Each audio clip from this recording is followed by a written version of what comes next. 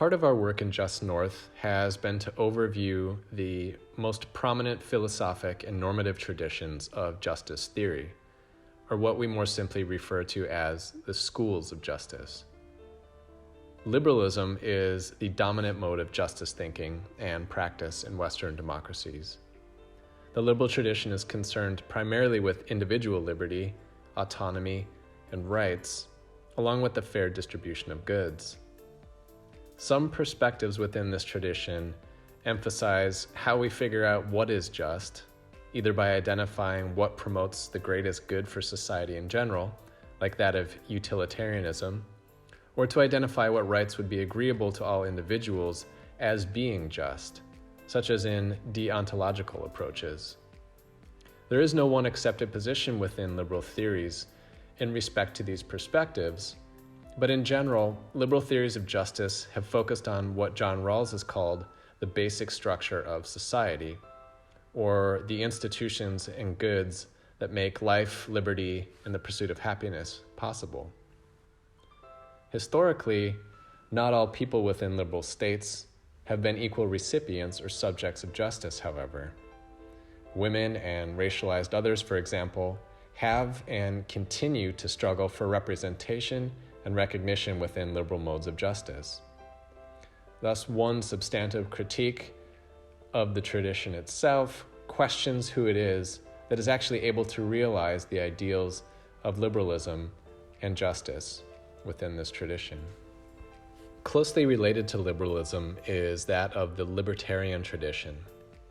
Mainstream or right-wing libertarian positions have historically understood liberty as deriving from natural rights, which prioritize individuals' liberty. Libertarianism understands liberty primarily in a negative way, which is to say that an individual's liberty consists in being free from others and the state's interference in an individual's life. Central to how liberty is understood in this tradition, then, is through the protection of individual property rights. And from this perspective, justice is found only when individuals' rights are not impinged upon during the acquisition and transfer of property. But this leads to certain problems, both theoretical and in practice, however, such as identifying how property came to be owned in the first instance, and more contemporarily, how those who do not own or possess property are equal in their liberties. The capabilities approach came about as a critique of liberal distributive theories of justice. The approach has one overarching concern: to define what legitimate freedoms individuals hold, which provide those individuals with the capability to flourish. For capabilities theorists, the freedom to flourish relates to an individual's well-being, which is assessed by measuring people's capabilities to function and by evaluating the effective opportunities that individuals have to undertake the actions and activities that they want to engage in and to be whom they want to be. The approach examines well-being by defining certain thresholds below which people will not flourish more broadly. But given the emphasis on individual well-being, however, the capabilities approach has been criticized for not incorporating larger social relations into its evaluation, such as those related to where people are positioned within the economy. While related to liberalism in that it focuses on the individual as an end in themselves, cosmopolitan approaches promote the value of all humans, regardless of citizenship in a nation-state. There are a variety of approaches within cosmopolitanism, but most identify with the basic principles of hospitality and solidarity. Many cosmopolitan thinkers note how state jurisdictions can limit a global duty to address claims of injustice across borders, which underscores the need for a global justification for rights within and across borders.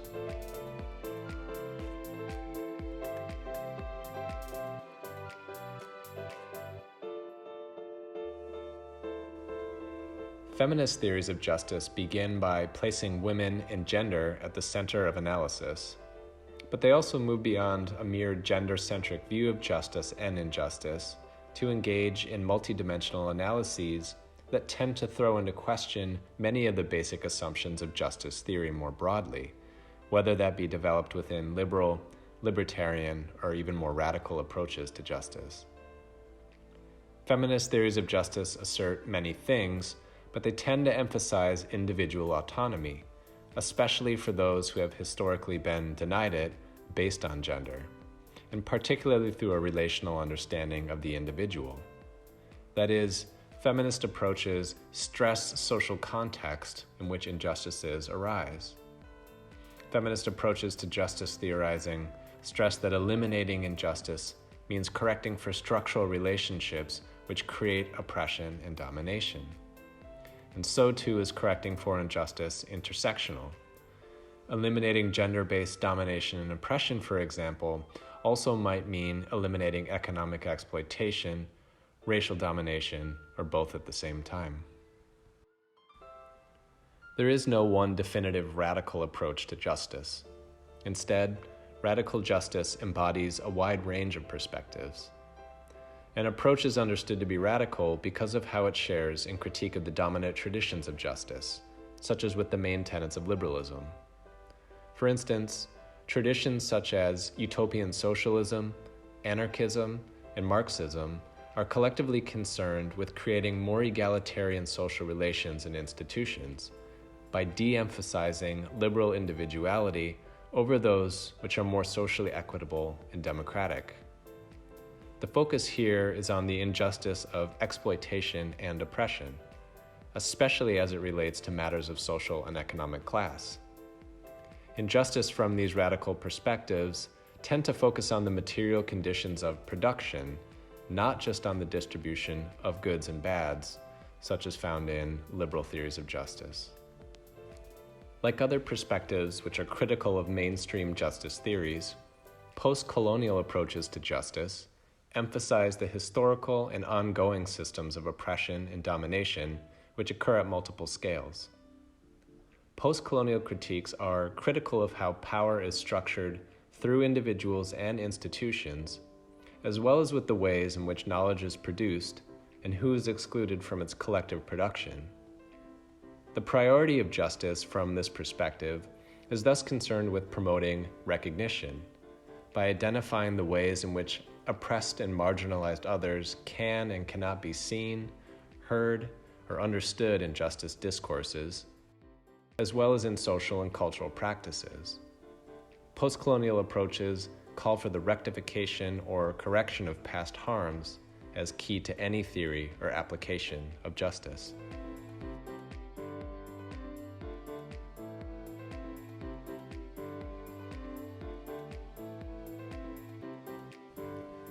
In our work at Just North, we have identified what we call the aspects and forms of justice.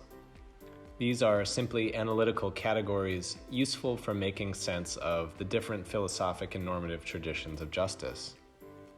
The 5 aspects, following the work of Allison Jagger, allows analysts to compare and contrast justice principles with particular categories in mind. The first of the 5 aspects is the subject of justice, or who it is that counts as a subject of justice. The object of justice, or to what an entity's claims for justice are addressed. The domain of justice, or the arena or scale at which justice claims are being made and addressed. The social circumstances of justice, or the when, which describe the conditions under which justice or injustice arise, and the principles of justice, or the how, which describe the procedures through which justice is arrived at. It's important to note that to identify these aspects of a given situation does not definitively present something as unjust or just, but rather can help to analyze and assess conditions of justice or injustice.